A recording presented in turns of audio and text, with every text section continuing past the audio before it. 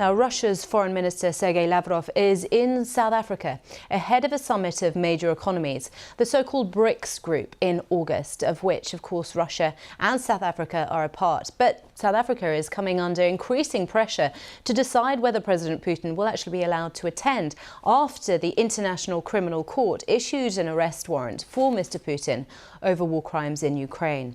Andrew Harding reports from Cape Town.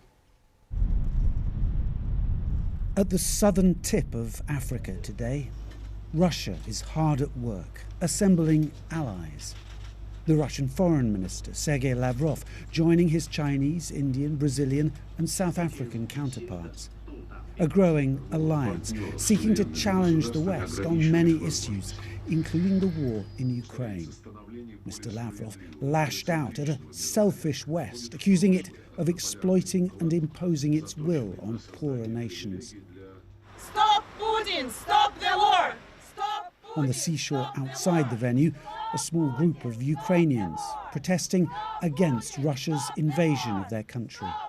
We want Minister Lavrov to immediately stop unjust and unprovoked war, to stop killing civilians, to stop killing our children. Russian officials watch from their balcony. For Russia, the point of all this is to show that it's not isolated. Yes, the West may be united against it because of Ukraine, but huge countries like India, like China, are still supporting Moscow. And large parts of Africa too are at least trying to sit on the fence. Officially, South Africa is neutral on Ukraine, but just down the road from today's gathering, a naval base from where it's claimed weapons were recently shipped to Russia, an act allegedly caught on this amateur video. We are confident that weapons were loaded onto that vessel, and I would bet my life on the accuracy of that assertion. South African officials insist that's not true, but they have an even bigger headache now.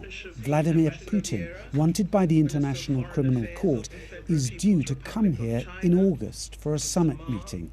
So if Putin comes here, what will it achieve for him? Yet another propaganda coup. I'm strong, I'm not alone, and the West is helpless to stop me going where I want.